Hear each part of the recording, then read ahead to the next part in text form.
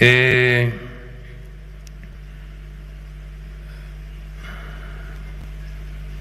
M. Ousmane Sy a parlé du secteur informel, la concurrence rude, la formalisation, ainsi de suite. Je crois que j'ai parlé beaucoup de la formalisation.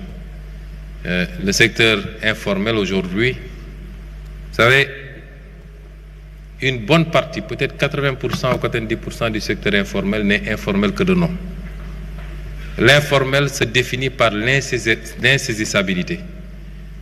Un ambulant fait de l'informel.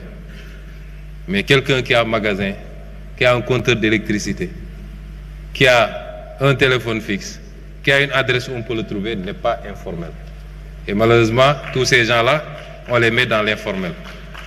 Ils sont informels par le refus de formalisation, donc statutairement, mais physiquement, ils ne sont pas informels. Et c'est ces activités-là qui doivent rapidement migrer vers le secteur formel. Nous allons mettre en place des plateformes de facilitation à la formalisation, parce qu'il y a énormément d'avantages à se formaliser également.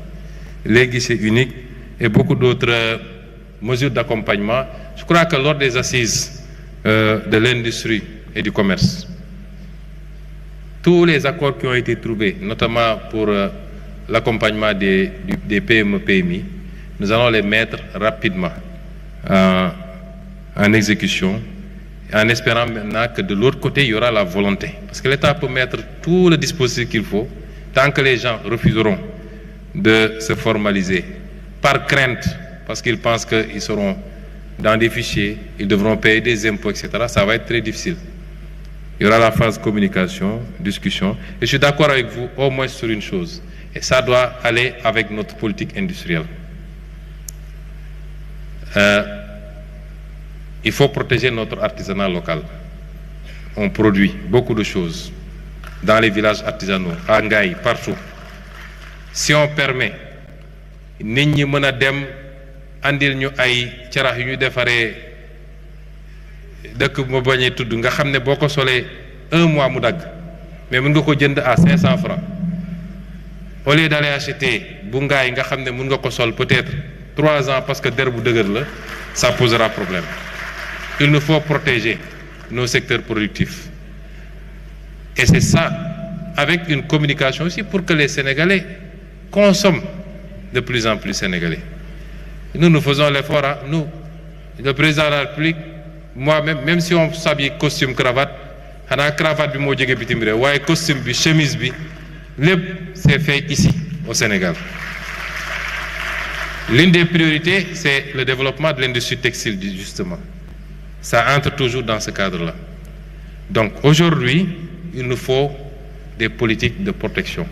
Là où nous avons de la production, même embryonnaire, il nous faut, par des taxes et des surtaxes, décourager plus ou moins l'importation pour permettre à ce secteur-là de pouvoir se développer, occuper le marché local et peut-être exporter plus tard. Mais si vous ne produisez pas, ce n'est pas la peine de protéger. Parce que boba nit ñi duñu am luñu sol, duñu am luñu lek. Li nga soxla bu dé matul mëno ko produire ci réew mi, tu es obligé d'aller rechercher autre part également. Et donc le premier défi, c'est le défi de la productivité, de la production, la performance dans tous les secteurs, l'agriculture, l'élevage, la pêche, les ressources naturelles. Ensuite, la transformation. Le tertiaire vient après parce qu'on aura de quoi distribuer et peut-être exporter. Je crois avoir Pape Natango Mbaye, oui, sur le handicap. Nous sommes très sensibles au handicap. Yow modèle nga, exemple nga. Daaw jotoon naa dalal à la primature ay xale yuy jàng ànd ak ay laago. ñii problème mu dégg la, ñii problème mu gis la, ñii ay membre la, etc. ma dalaloon leen primature après concours général bi ñu am ay engagement yu ñu jëloon te ñu ngi koy suivre te dinañ ci jàpp bu baax. Am laago mënul exclure nit ci société bi et tu en es la preuve vivante. bëri na fii ci salle bi ñoo xam ne boo leen yóbbu woon baccalauréat série S mathématique moom gëw ma ni nañ ci am 3 wala 5 kon message bu fort la ñépp ñu am laago te taxaw leen a toog am na ñu gis ñu nekk ci mbay mi am na ñoo xam ne ñi ngi ci artisanat bi te pourtant ñi ngi yor seen laago loolu exemple la boo xam ne li ñu war a njëkk a inspiré te xam naa ni madame Maymouna Dièye ministre de la solidarité mu ngi ciy liggéey lu bëri ndigal ma jox tout le gouvernement suñu yéene su may wax orienté vers l'éducation nationale mooy renforcer des structures yoo xam ne mun na jël ñi am laago xoolal xale yi nga xam ne dañoo am lu mel ni autisme kenn gënu leen intelligent mais seen jàng dafa difficile parce qu'il faut ñu am kenn ku ne ci ñoom surveillant bu koy suivre tout le temps xoolal xale yi nga xam ne dañoo am albinisme nga xam ne léeg-léeg pop crème bi ñu war a diw seen yaram pour naaj bi bañ leen sonal mënuñu koo am façon laago yi dafa bëri suñu yéene mooy créer les infrastructures yuy accompagner ñooñu ci seen njàng wala seen njàng métier wala ñi ci nekk ci mbay mi wala napp bi ñu accompagner leen def une politique de discrimination ci accès au financement ak yeneen waaye aussi accompagner leen ci insertion bi démb bi ñuy jóge fii may gunge président dama ko ne suñu doom ji il faut ñu am traitement spécial xaw ma dañ koy wutal salaire wala yu mel noonu ñu mel noonu dañ leen war a jàppale traitement spécial